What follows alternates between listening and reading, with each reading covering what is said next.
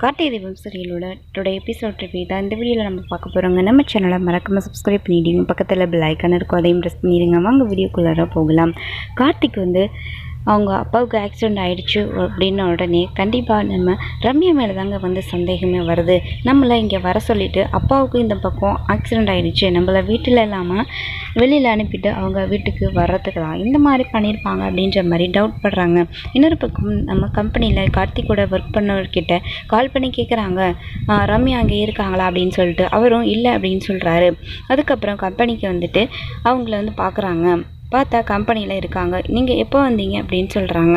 நான் ரொம்ப நேரம் ஆயிடுச்சு, மார்னிங்லேருந்து இங்கே தான் இருக்கேன் அப்படின்னு சொல்கிறாங்க. அப்படியா, சரிங்க, அப்பாவுக்கு ஆக்சிடெண்ட் ஆயிடுச்சு, அதனால தான் கொஞ்சம் டிலே ஆகிடுச்சு கம்பெனிக்கு வர அப்படின்னு சொல்கிறாங்க. ஓகே, ஒன்றும் பிரச்சனை இல்லை, அவங்க நல்லா இருக்காங்களா அப்படின்னு சொல்லிட்டு ரம்யா அப்படியே சமாளிக்கிறாங்க. கார்த்திக் நம்ம மேலே சந்தேகம் வந்துருச்சு, இதுக்கப்புறம் நம்ம உஷாராக இருக்கணும் அப்படின்னு சொல்லி அந்த இடத்துல நம்ம ரம்யாவும் மனசுக்குள்ளே பேசிக்கிட்டு இருக்காங்க. இன்னொரு பக்கம் அடுத்த நாள் நம்ம நாச்சியார் அவங்களுடைய ஹஸ்பண்ட், ஸோ கார்த்திக் அப்பா அவங்களுடைய கல்யாண நாள் வருது. கல்யாண நாள் செலிப்ரேட் பண்ணுறதுக்காக வீட்டில் இருக்க என்னோட மூணு பசங்களோட பொண்டாட்டியும் என்னோட மூத்த மருமக நடுமனும் இளைமனும் மூணு பேருமே என்கிட்ட ஆசீர்வாதம் வாங்கணும் புருஷன் பொண்டாட்டியா அப்படின்னு சொல்லிட்டு நாச்சியார் சொல்கிறாங்க.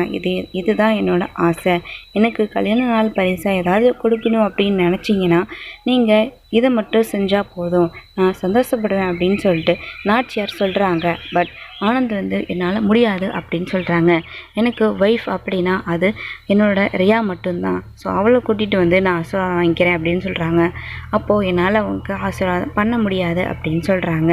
இன்னொரு பக்கம் கார்த்திக் அம்மா நீங்கள் ஒன்றும் கவலைப்படாதீங்க, மூணு பேருமே நாங்கள் உங்ககிட்ட ஆசீர்வாதம் வாங்குவோம், ஸோ மீனாட்சி அண்ணியும் வருவாங்க, அதுக்கு நான் உங்களுக்கு உத்தரவு அதாவது உங்களுக்கு வாக்கு கொடுக்குறேன் அப்படின்னு சொல்லிட்டு கார்த்திக் சொல்கிறாங்க. கார்த்திக் சொன்ன மாதிரியே அவர் செஞ்சிருவார் நமக்கு தெரியும். ஸோ கார்த்திக் ஆனந்த்கிட்ட சொல்கிறாங்க, இங்கே பாருங்கள், நீங்கள் கண்டிப்பாக மீனாட்சி அண்ணியை கூட்டிகிட்டு ஆசீர்வாதம் வாங்குறீங்க, இல்லைன்னா நான் வாங்க வைப்பேன் அப்படின்னு சொல்லி கார்த்திக் சவால் விடுறாரு.